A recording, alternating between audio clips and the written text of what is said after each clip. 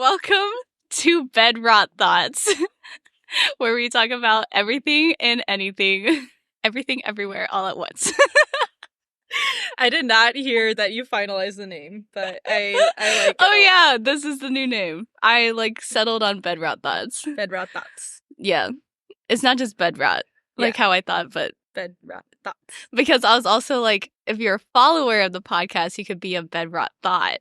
Thoughty. Yeah, a Bed Rot Thoughty. I love it. So I am the original Bed Rot Thoughty on Ping. And here we have my dearest friend, Victoria. And we're going to talk about, what are we talking about? Religious trauma. Victoria, what makes you qualified to talk about religious trauma? I'm unfortunately very qualified. I've been at religious schools all the way through middle school and elementary school and high school, and I finally escaped the Matrix for college, and I met on Ping here. So I've been there in the trenches and got a lot to think about. That was one of the things that we really connected on, on a deep level, was religious trauma. I was like, as soon as you said that, I'm like, oh, I know what your childhood was like. I know what she's been through. Yeah. So for my end, I went to Christian school for maybe 4 or 5 years. And then I also was, my parents are deeply Christian, but I've been through different kind of sects, denominations of Christianity. So I have experience in deep experience in 2 of the little sections. What were they? So the first one that I grew up in was non-denominational, which I think is its own denomination. Yes. But they just say, oh, we're non-denominational. Yeah, they pretend they're out of the loop, but exactly. They're doing the same things. But that's when you go to church and it was the feel-good kind of rock songs, the Christian rock, where people are crying with their hands up. They're cool Christians. Yeah, the really intense kind of hands up, let me cry. Yeah. At church type of Christian. And then I would say, gosh, how old was I? Because later, halfway through that, we transitioned into a Lutheran, which if you aren't familiar with Christianity in general, Lutheran was the first diversion off of the Catholic Church. 99 Theses type beat. Yeah, 99. It was the first Christian churches, as you know now, they stem from Lutheran. Yeah. And so I did that really intense kind of by the book, basically Catholic, very similar to Catholic. I have a hot take about Lutheranism. Oh, before we get into that, talk about your experience. My experience. In the church. Well, yeah, I started there. I started at a Lutheran school, and it was by the book. It was the Earth is 2,000 years old. No, literally. Evolution is a bad word. Evolution's a big no-no. They would pull us out of class to go to church and choir and all those things. Literally. It was built in to the education. It was whack. It was wild. We had a pastor who was oh, we're so much more chill than the Catholics. And he had a wife and he had children, but they were actually kind of less chill. They were more intense. Exactly. And then all my friends from that school went to a Catholic high school, and I said, well, okay, I guess we'll keep going. So I did it again, but at a Catholic high school, and you went back to the roots. Yes. The OG. I put the skirt on. I did the thing. The Catholic schoolgirl. Yeah. Catholic schoolgirl. I had, there was a tunnel that attached my high school to a nunnery. A convent. That's what shocked me, was the nunnery. Yeah. And geese live in the tunnel too. The nun tunnel. The nunnel. The nunnel. That's what we called it. I snuck down there once with a friend, and I couldn't see anything, but I'm glad I couldn't. You didn't see the nun? The Nun, no. Like the horror movie The Nun. I still haven't seen that movie because it scares me. You have like actual trauma. The trauma's too fresh. But yeah, some nuns were like my teachers, and like, I don't know, it was a whole thing. Wild And concept. I was pretty much like not religious by like 7th or 8th grade, so I was stuck in it for a long time, not being religious, and it was interesting. I would say I stopped being religious entering maybe like sophomore, junior year of high school. I was still like involved in the church, but that's when I was just like questioning everything. But we can definitely talk about that more. But what was your hot take on Lutherans? Oh, it was just that at least in my school they thought they were more chill than the Catholics, and they were significantly less chill. Yeah. It was burning hot in there. Yeah. I've said this many times, but Catholics, like, at least, like, there's, like, a pope. There's, like, a central figure. So, at least there's, like, a central figure where, as the times are changing, they can, like, you know, they can change things about the church. Pope Francis, represent. Yeah. But, like, Lutherans, they're so against, like, having that central figure like in power that they don't have like a pope figure, and so they've been by the book and like interpreting the Bible like pretty much literally, like as literal as you can get. Yeah. Since, you know, Martin Luther. Sure. Like, jeez. And so with that, like, I found out comes a lot of just like inacceptance for changes just in general, which is ironic, which is so weird, because it's like, this is a book that's been written who knows how long, literally like the beginning, you know, it talks about the beginning of time, and you know, women didn't even wear pants. They like couldn't even wear pants. And here we are interpreting this book like literally wearing pants, eating pork, eating like all the foods that we shouldn't be eating. Sure. And so it's like, why did they pick and choose what parts to like interpret literally? Like, it just doesn't.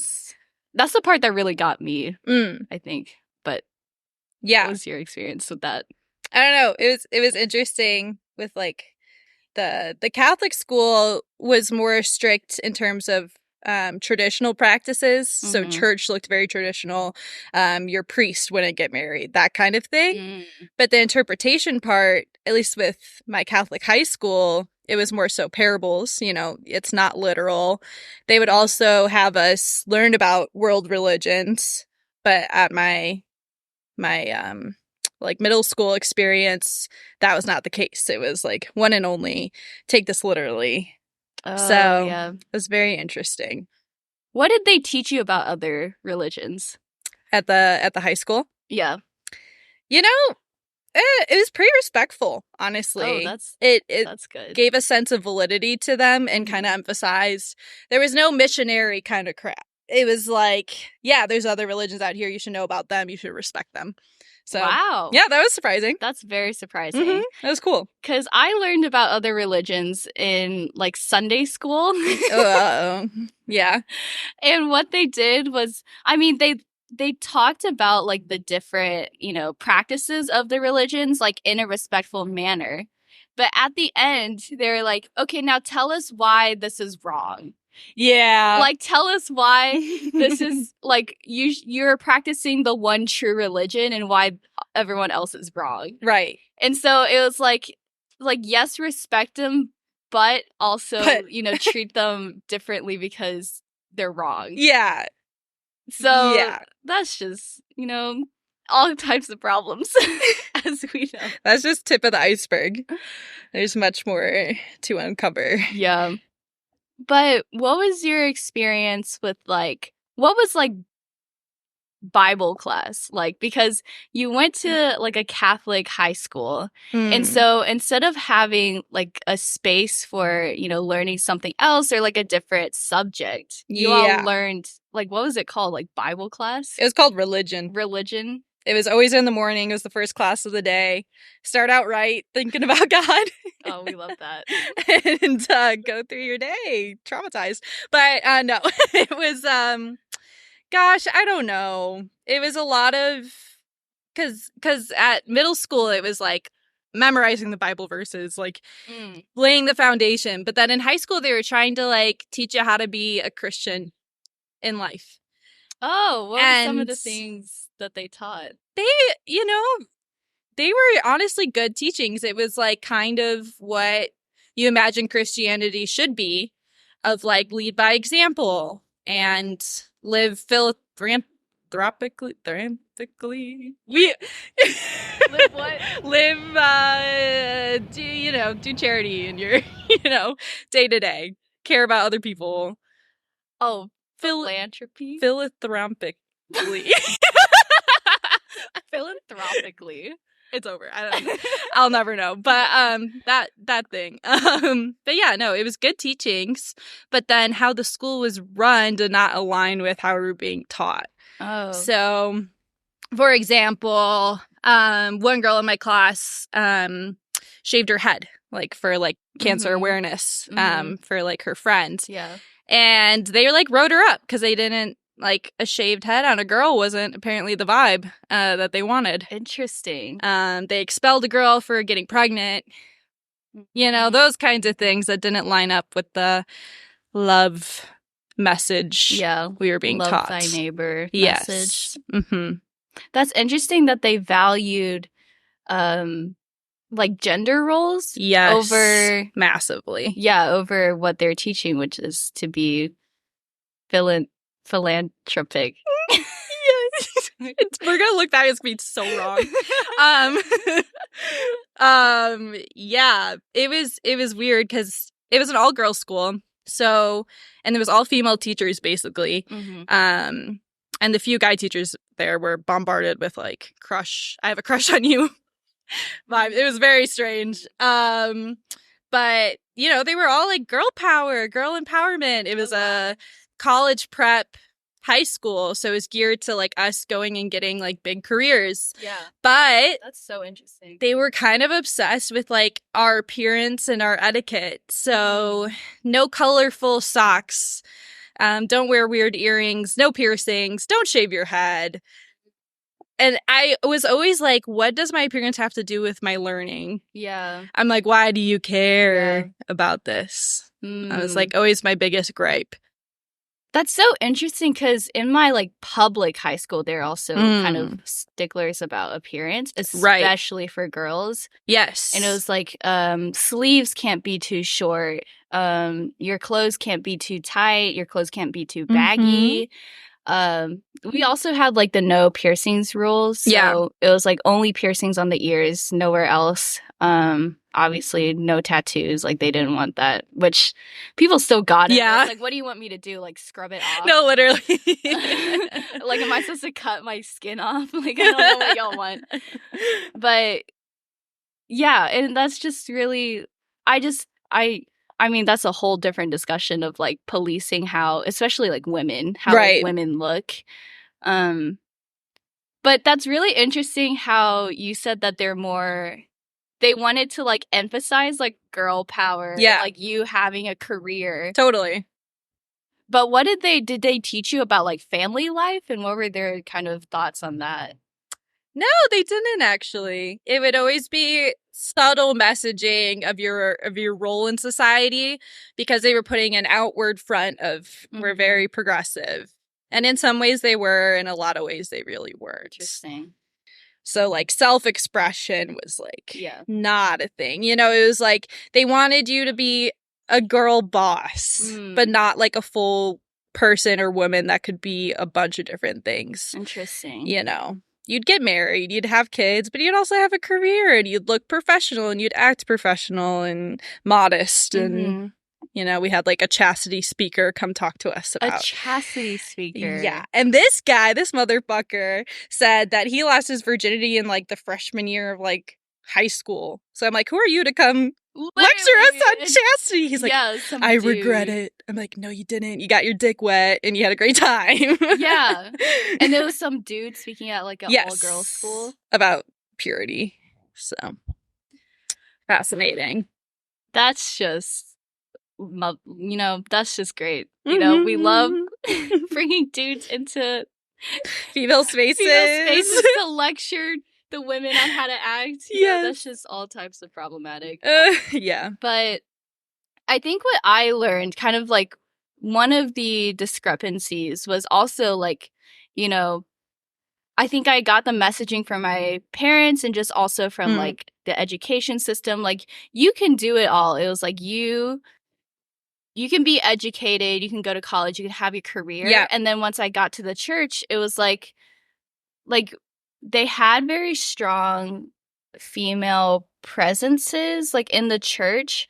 But at the same time, like I was directly told, like your role as when you step into the position of a wife is to serve your husband. I was told that directly, like from my pastor. Right. I think a lot of my religious trauma comes from actually like very intimate conversations I've had with my pastor. So I went through the whole like confirmation process so that I could take communion.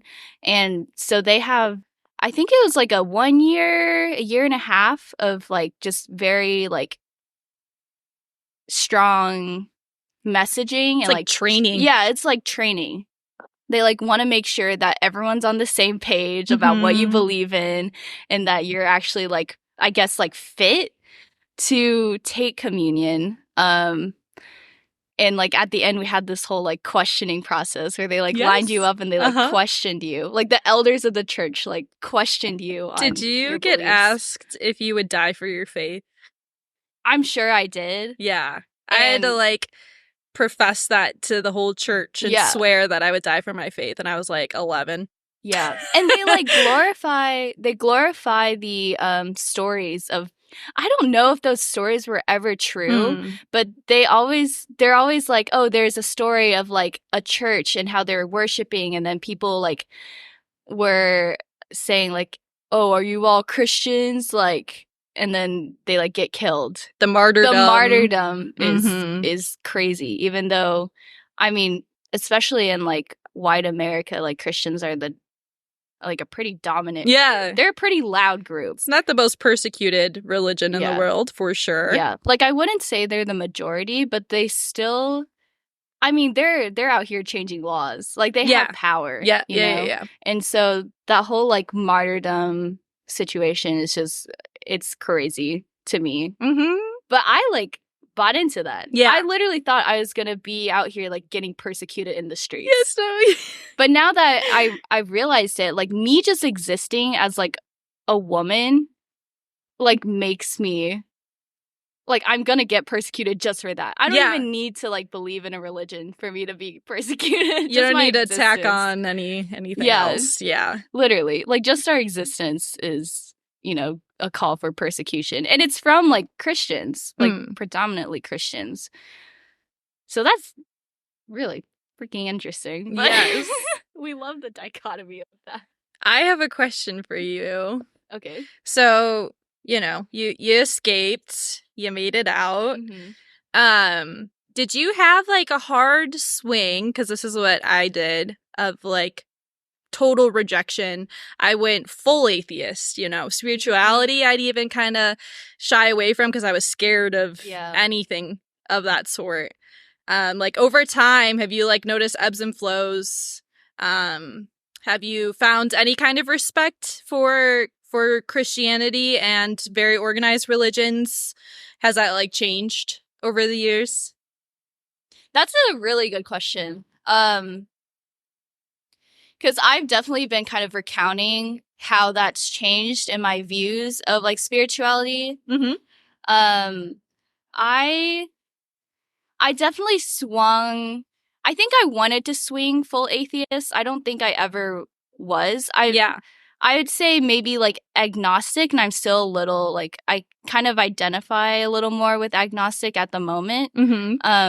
which if you don't know what that means, it's like the belief that there's something out there, like there is like a higher purpose or like a higher intellect, but you're just like not sure what it is. Yeah. And you're like okay with not being sure of what it is. And that's kind of where I'm at. I think I'm slowly kind of maybe going away from agnostic, but I think the thought of being atheist was like honestly like scary to me because the thought of like not having, you know, any sort of direction, I think in my like monkey brain was like just like a really hard concept to just grasp, especially from having that like the whole like hardcore belief of like there's someone out there who's like directing your life and like telling you how to live your life and what to do and what your purpose is. And then to go full swing into just like, oh, there's like nothing out there. Yeah. And I'm just here as just like a speck. Just, I don't even know what my purpose is. Like, I don't know what I'm doing.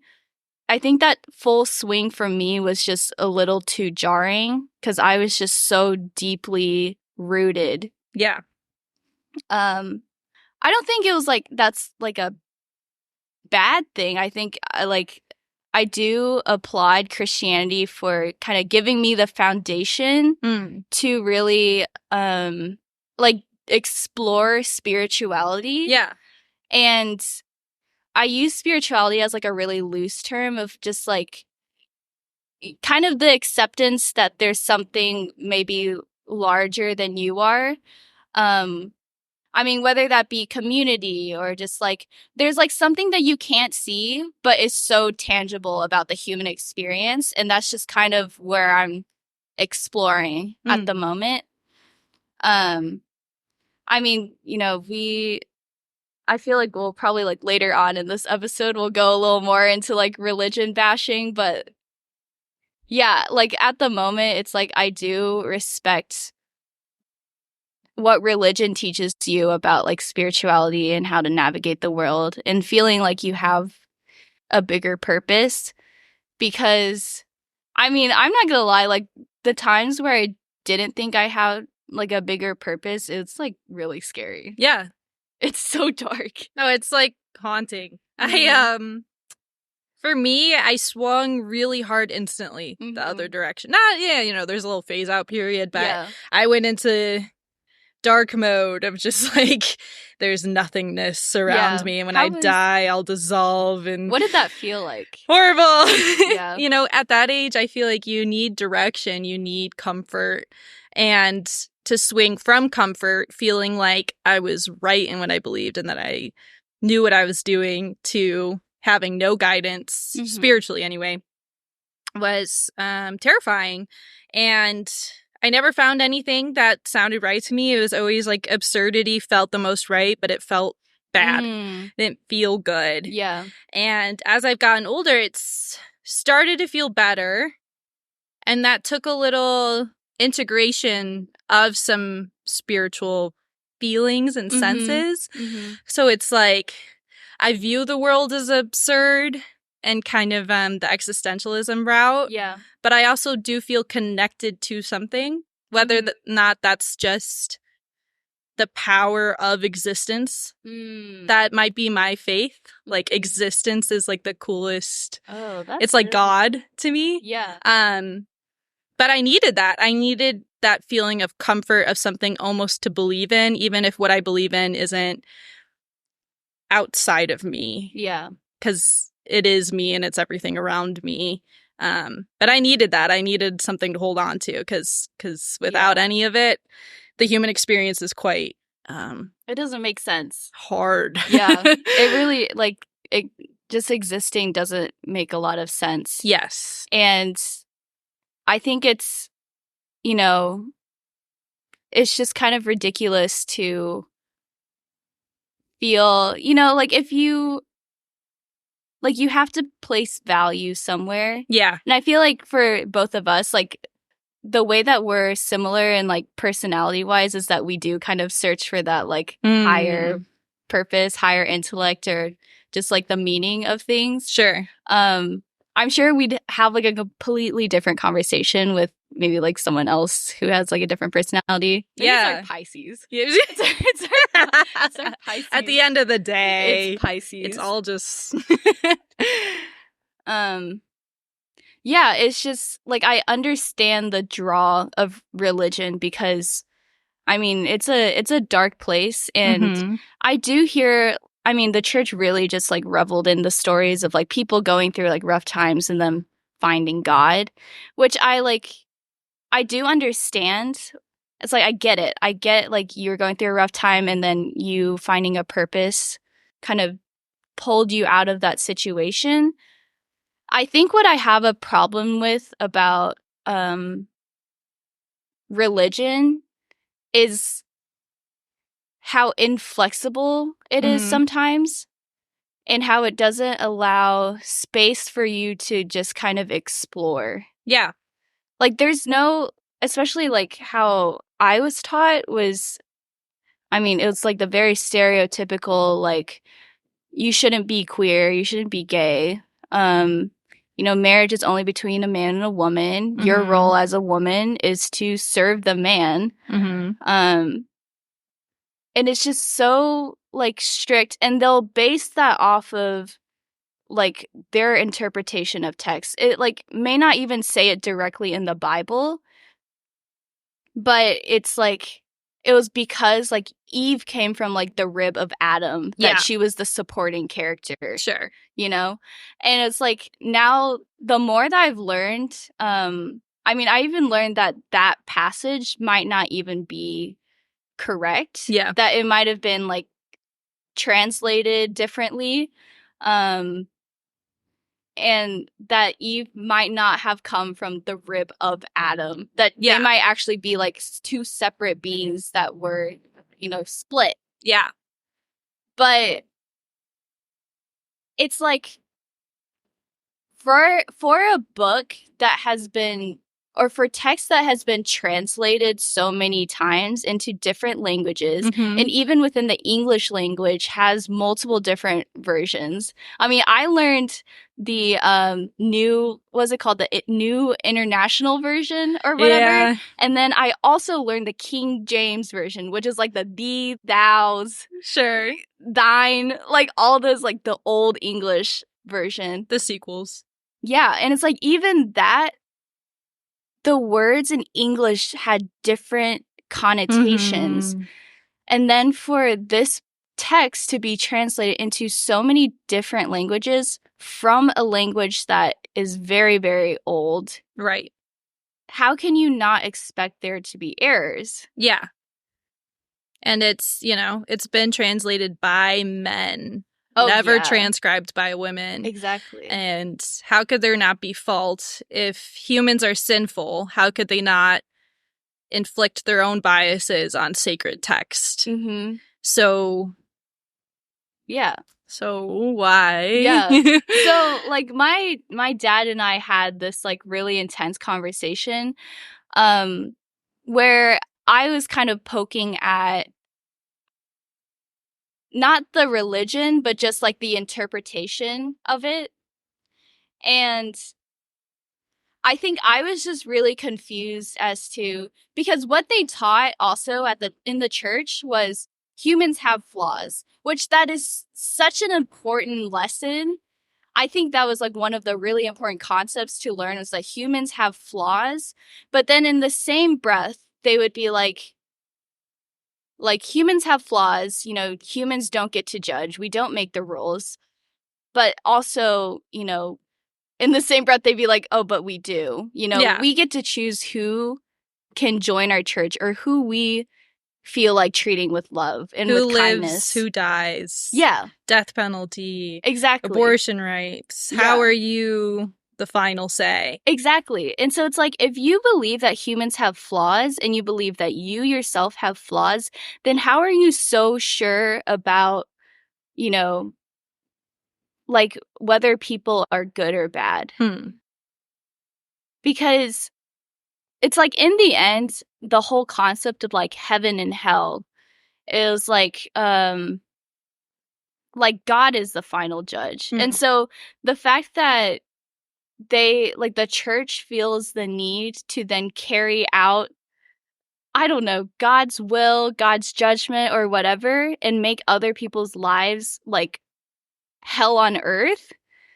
I just think it's completely ridiculous and just completely against what they're teaching. And that's like that's another like hypocrisy that I found, like where it just didn't align with what I was hearing was not aligning with what I was seeing. Right.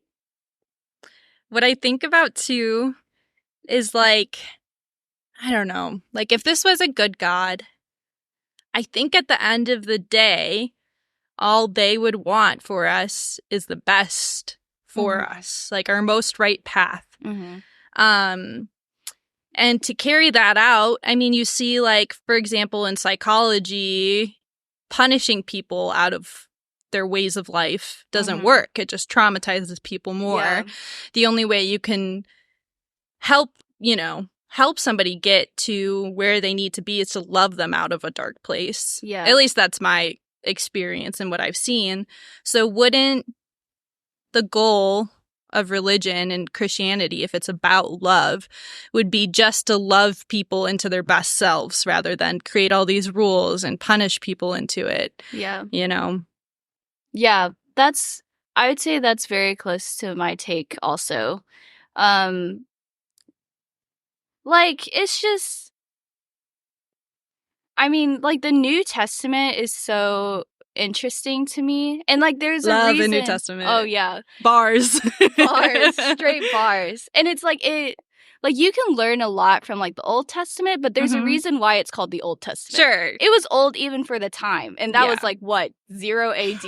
Like, come on. They're like, this is old news already. Yeah, like, this is already old news. It was old news for 0 AD, so it's definitely old news now. Yeah. It's like, for us to still be taking parts of the Old Testament, and instead of learning from, like, how they lived at the time, us enforcing those rules and now in 2023 and beyond, like, doesn't make sense. Yeah.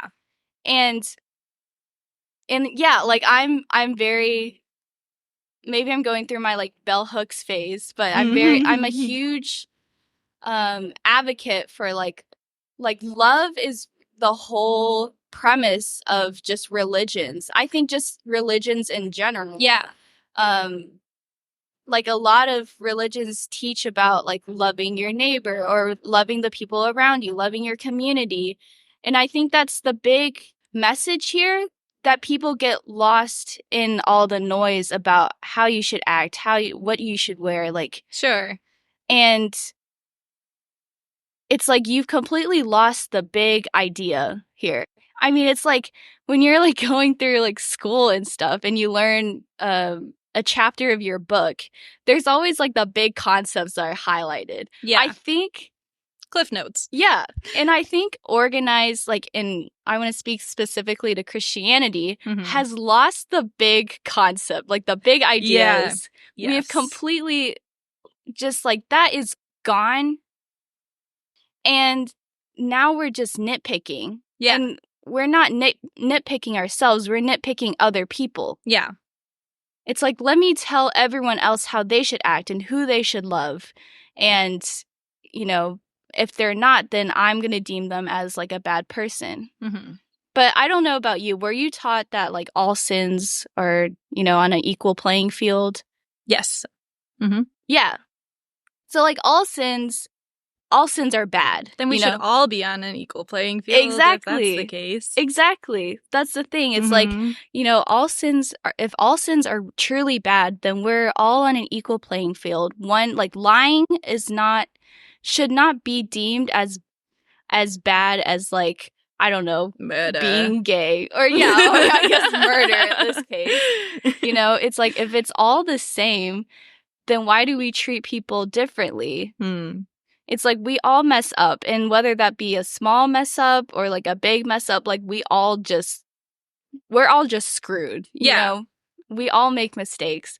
And it's just... And we're all supposedly capable of redemption. Yeah. And again, what they teach is, like, you can't be you as a person, because you also have flaws, cannot be the judge of other people. Stop throwing stones. Yeah. stop during, what was the quote? Like, yeah. you shouldn't like point out like a speck in someone else's eye if you have like a log in yours. That's a new one to me. I'm making stuff up? I don't know. Go for it. Anyways, everybody's making it up. No, literally. Also, just to keep in mind, we've been like many years attached from the church. Like, we've gone through our own little like spiritual journey. So some of the things that we might be recalling might be completely wrong. We're a little rusty. Yeah, but we're open to feedback, of course. Like, let's open dialogue about this.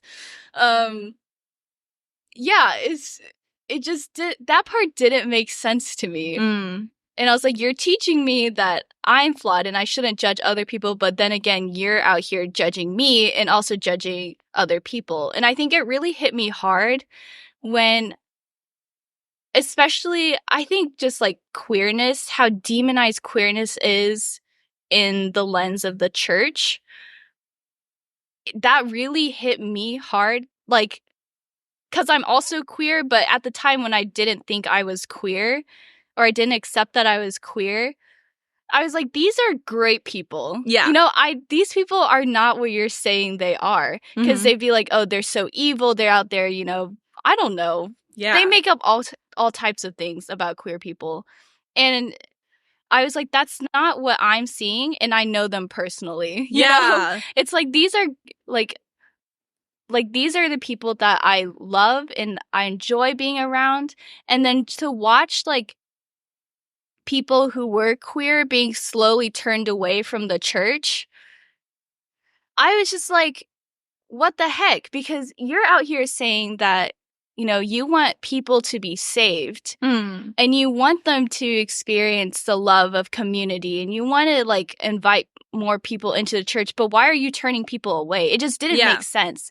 And it's like, y'all are so like concerned about bringing people into the space, but then you're turning them away once they don't fit whatever criteria. Meanwhile, Jesus was hanging out with all the whores and the tax collectors. No, literally. And that was his group. That was his like his little club. Yeah. Was all the sinners. Loving the least of these. Yeah. And it's like, whatever you deem as the least of these, like, it doesn't even matter at this point because, you know, Jesus said to love them. Yeah. Like, who cares, like, what you think or what biases you have? Like, however you rank people, that's like a human, you know, trait. Yeah. Yeah. But, like, love them nonetheless. Right. And I just think that's just gone. Lost in the sea. Yeah. And now it's just, I mean, like, what have we experienced in our lifetimes? Like, what laws have been passed to reflect this?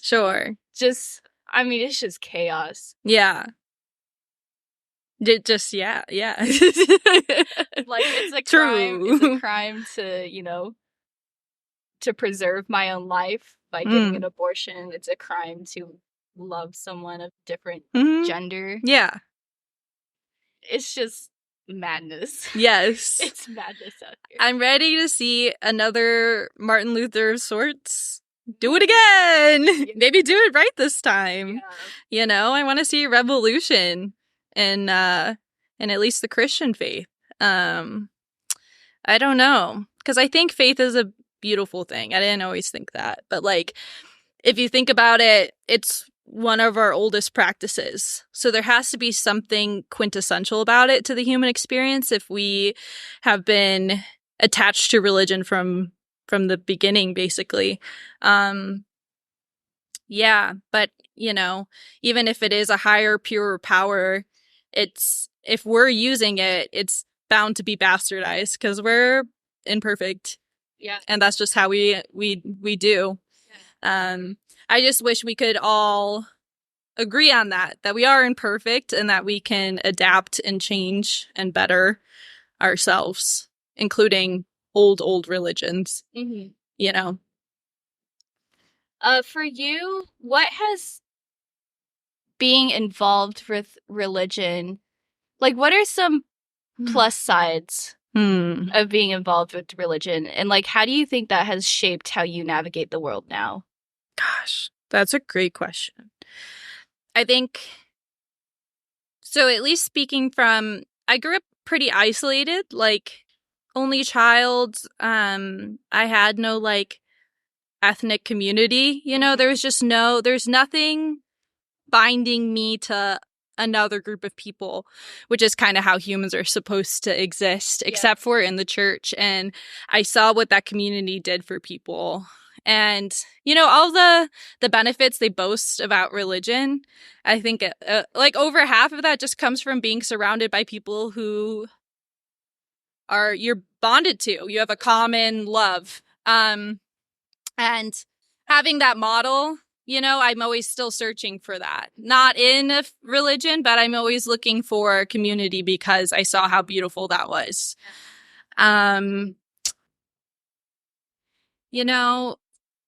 I think that's probably it. But I think that's the core of it, really. There's something so interesting about the human experience that like community is something that we're constantly seeking for. And that could be in anything. That could be in like an occupation or in religion, or if not in religion, in like your identity. And I think that's what makes spirituality so like magnetizing to humans, is because you want to believe that there's something that connects us all. Right. And you want to feel not alone. We don't like to be lonely. And finding community obviously makes you not lonely. But it's so interesting that when you find a community, there is that like collective feeling of like connectedness. It feels like magic. It feels like religion. It feels like something otherworldly. Yeah. And like you can argue that it's science and that it's like it's maybe like our evolution as like a human species, that we feel the need to connect to people in order to survive. Yes. Yeah. But it's like, even if it is evolution, then who are we to like deny people of that? You know? And it's like, I've just found that for people who don't find community in religion, they find it somewhere else. And I think that's kind of my critique on religion, especially like if you're turning people away from your community, like they're gonna find it someplace else and it's not gonna be with you. And it's like, if you're so worried about not having enough people in your religion or in community with you, then don't turn them away, because they're just gonna go somewhere else and you're just not gonna see them again. It's just like, what I think that is like kind of an ego thing. Like, people like to feel like they have something exclusive. They like to feel self-righteous. I think feeling self-righteous is like one of the most addicting feelings ever. Oh, actually. Do you know what I mean? Like, it just feels really good to feel like you're right and somebody's not. And I think, at least with Christianity, a lot of them are addicted to that kind of feeling of like, I found this thing, this secret, good, delicious thing, and I don't really want everybody eating at my table. Yeah, it's like, I don't want this person who loves differently than I do to also go to the same place, the same paradise that I'm going to. Like I support you from a distance. Yeah. And it's like, I see that, like, the air about it is just like, how could you possibly be living a completely different reality from me and still end up in the same place? Yeah. And I think that's very jarring for them. It's very jarring for some people. And I mean, what about it? Like, personally for me, it's like, I think that's like an incredible part about the human experience. Whatever the end is, heaven, reincarnation, just like abyss, it's like, we can go through completely different realities and still end up in the same place. We're all going to die. Yeah. And whatever happens to our soul is whatever happens, but I'm not going to be me in like my physical form. Sure. The great equalizer. Yeah, the great equalizer. Yeah. Like, it's all going to come to an equal end. And I just think people, like, have not grasped that enough to realize that, you know, that's the cool part about it. Yeah. Yeah. Because even, you know, even the rich can't escape it. You know, they think they can buy a submarine and, you know, sit at the bottom of the ocean, but they're not invincible. Surprise, surprise. I think that's really cool. I love seeing random billionaires explode and face the reality that they could die too, randomly, unexpectedly. No, literally. Isn't it a thing, like, the more money you have, the earlier you die, or am I just making that up? I hope you're right. I hope I'm right, too. That means evolution doesn't support capitalism. Because, I mean, make it make sense, because evolutionarily, if we're supposed to be living in community, like, rich people don't live in communities. Sure. They live in communities of, like, hoarding. Yes. You know, like, they're like, they found their community with other hoarders of, like, wealth. Yes. Which wouldn't be my first group to pick to hang out with. Yeah. Like, that doesn't support evolution or your survival. Sure. Yeah. Because you're beyond the point of, like, hoarding in case of an emergency. Yeah.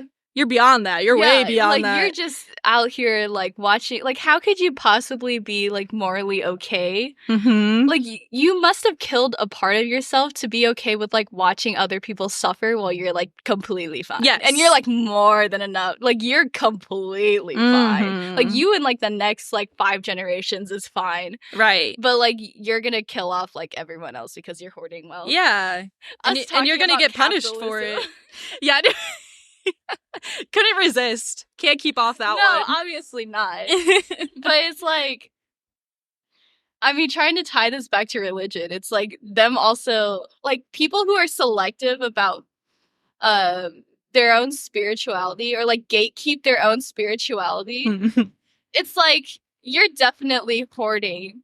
And it's like, for you to have this, like, enriching experience of, like, having community and having, like, a purpose, and you to, like, hoard that and keep that from other people, like, what makes you any different from that, like, billionaire down the street? Yeah. Not even down the street. He doesn't have the same area code as you. Down the next boulevard. Yeah. Down the closest boulevard. Oh. Yeah. Tea. Do you have any more hot takes about I mean, unpack? You could just go on and on. We could go on forever. God, I don't know. Just, I think it'd be cool if we ended on, like, what's your current religion, quote unquote? Like, what's your spirituality your look like? Now? For now, because God knows. Yeah, you first. Shit. Una reverse. God damn it. I always do this and I'm never prepared to answer my own question. Man, I don't know. We talked about this semi-recently. And I'm still scared. Like, I don't know. Mine is not very comforting, but it's starting to feel more okay. I believe in nothingness, I think. Nobody has showed me anything that makes me think that there's something tangible afterwards. Or I guess now I believe energy created can't be destroyed. So my energy will continue on. Yeah, science. What was it? First law? Girl, you were the bio major. One of the laws. I studied trees, but yeah. But yeah, I don't know. But to me, that wasn't always the most comforting, because I'm very attached to my own consciousness as it is. And I think if that dissolves, it feels like a full death, because I won't be me and I won't experience anything as me. And me won't even be able to appreciate whatever cool thing happens after. And that used to keep me up at night staring at my ceiling fan crying. But I don't know, I'm starting to, I just feel like that's an ego thing. And it's like, it's okay if me isn't here anymore. Life has gone on and it will go on. And, I think it just will take some work of just not being so attached to me as me. Yeah. Because I could be other things and that's okay too. Are you do you have a fear of death? Oh, yeah. Well, you betcha. It's getting better. That's so interesting. As a generation where we just constantly joke about oh, yeah, and I do too. I'm just gonna die.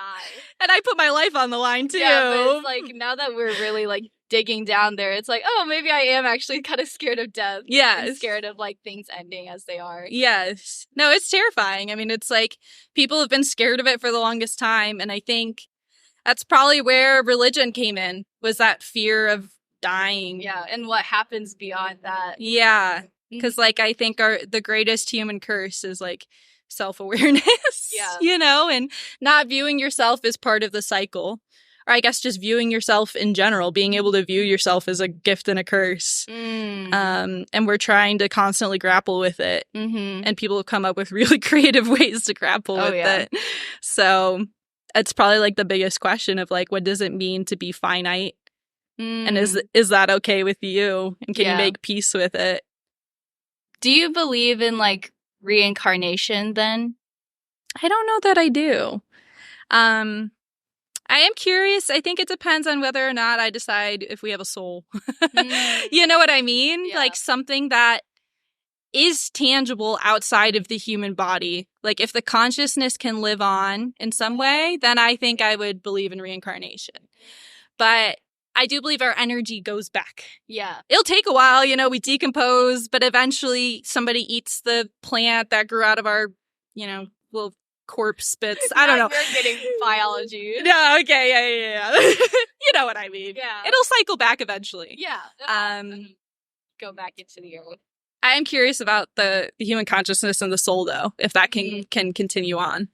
That'd be cool.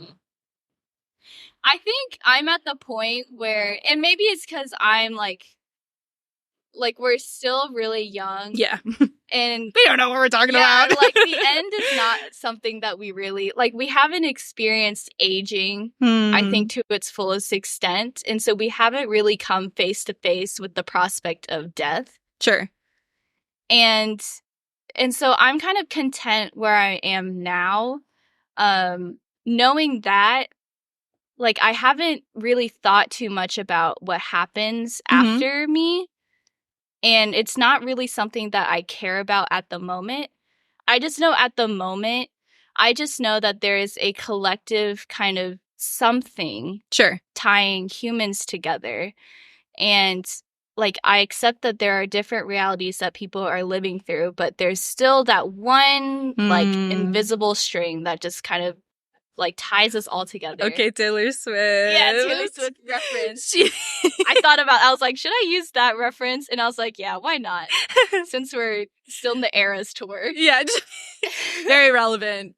Very relevant of you. Well, I was like, there's something that ties us all together, and I don't know what that is quite yet, but I'm down to explore it. And I want to learn more about it. And I want to find how I tie in with other people. And in terms of I think we're kind of at the point where it's what am I doing? What is my purpose? You know? Yeah. Early 20s crisis type beat. Exactly. Yeah. Quarter life crisis type beat. I just think ultimately, and I think I've actually, this hasn't been a new discovery for me. I think I've always carried this purpose around with me. And that's actually what made me, first of all, enjoy the community of the church. And then second of all, then leave the church because I saw that it wasn't aligning with this purpose. And I think that purpose is to just love people. Yeah. And just allow myself to be loved and then also to give love. Right. And I am completely content with that at the moment. And however I choose to align myself with that will be a future me problem. Whether that be I want my career to align with this purpose, or I just want to practice it just in daily life.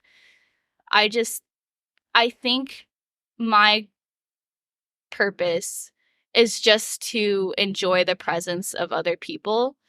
And I think if you asked like a year ago, I would not tell you that, because I've been so like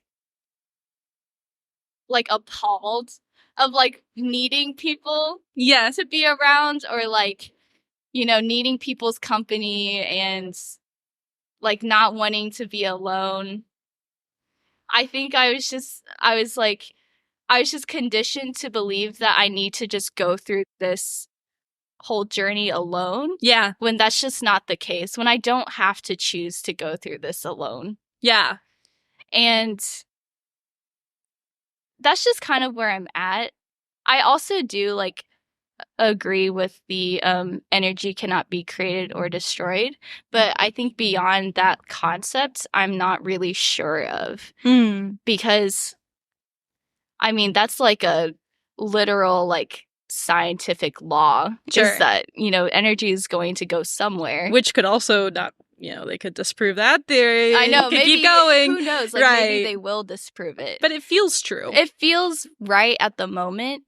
And it's like, honestly, beyond that, at the moment, I just don't really care. It's like whether I come back as like an animal or like another person with a different experience. It's like, I think whatever happens at the end is just meant to be, you know. And I'm not too pressed on, because I know some religions are very pressed on like what you do now is how you're going to come back. Like you might come back in like a better life or something. I just don't think there's anything like that.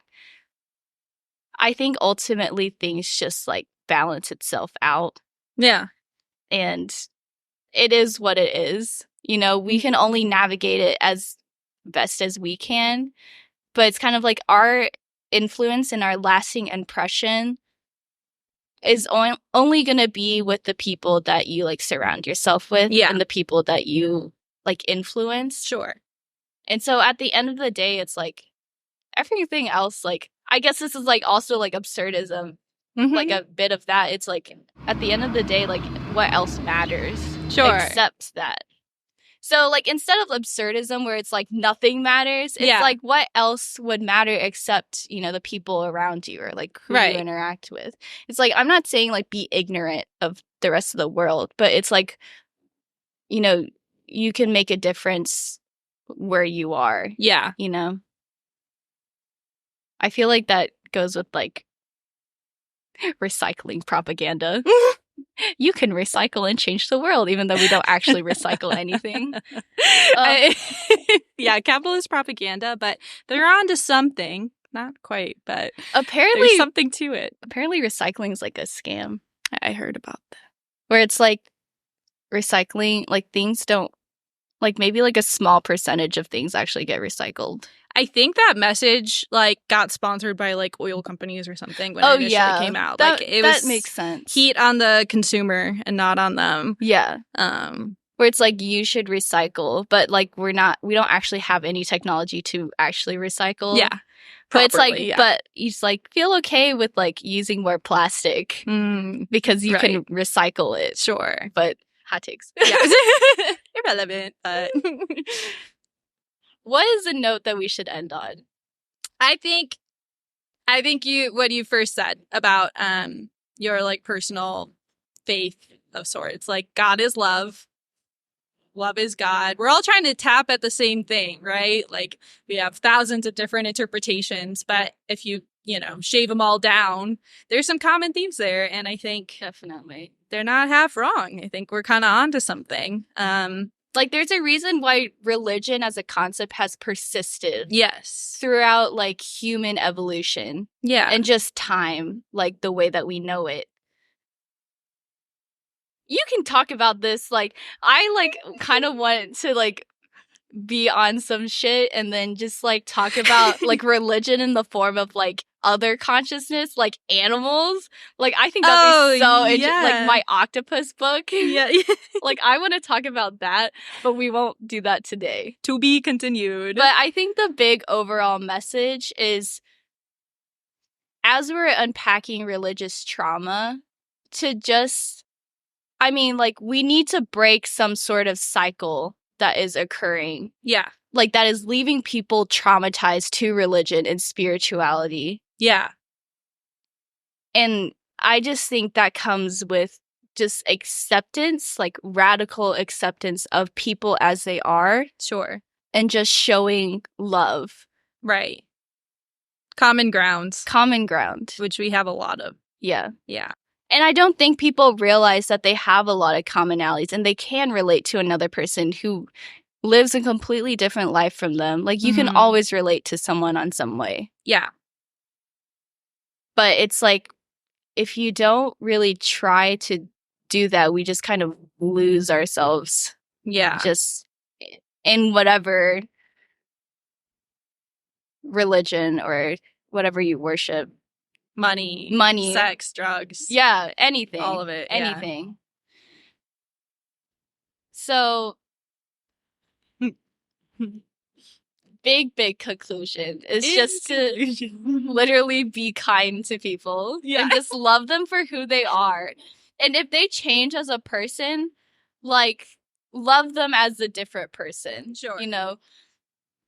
And if they don't align or they don't, like, fit with you, like, you don't have to force a relationship to happen. Yeah.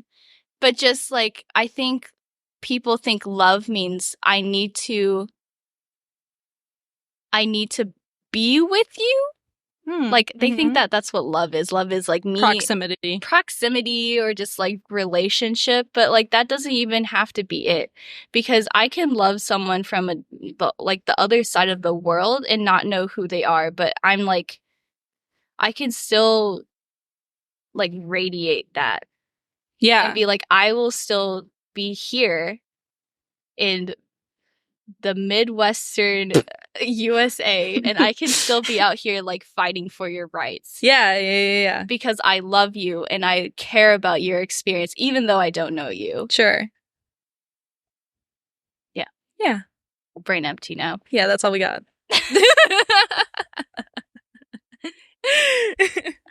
Well, thank you for being on the podcast. I'm not sure when this episode will come out. We'll see.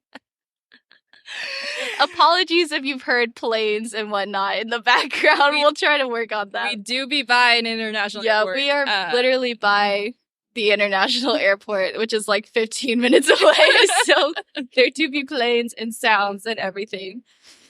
I think this would be, like, a good time, since this is kind of like you and me, like, wrapping up our, like, young adult like, time together, for me to, like, tell you how much I, like, appreciate you.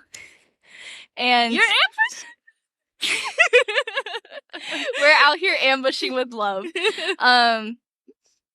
Yeah, like, I think our, like, religious journey, me getting emotional. Like, you have been someone that I've been able to, like, unpack a lot of this with. And I'm, like, super grateful for that. And I think if you weren't such an understanding person, I think I'd come out, like, a very different way. And, like, we've talked more about, like, even deeper, like, religious trauma than what we're sharing here.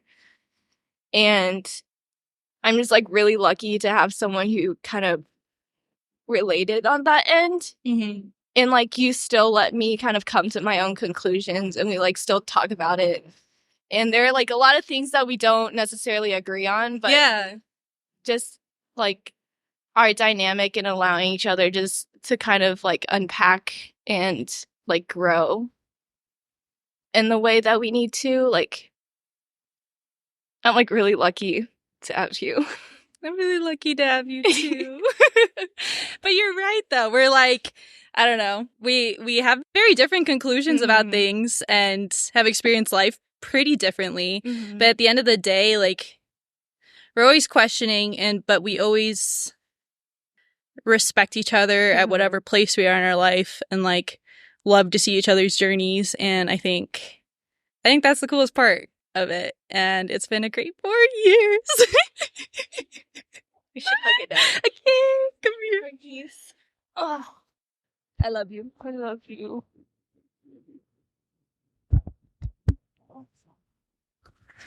Ugh. Okay, we're gonna sign off. Signing off. Signing off. This has been Bed Rot Thoughts. Subscribe. Bed follow. Rot Sobs. If you have any extra thoughts, there's an Instagram that has not gotten off the ground yet, but it's called bedrot.thoughts. You can feel free to DM, and then let's have a conversation. Let's open dialogue about this. If you disagree, if you agree, let's hear them. Let's hear it all. Anyways. Anywho, we love you. We love you. Stay safe out there. It's a scary world. You can feel lost, but at the end of the day, you're not completely alone, and you can always find people out there who love you. Yeah. Yeah. Okay, bye. Bye. Mwah.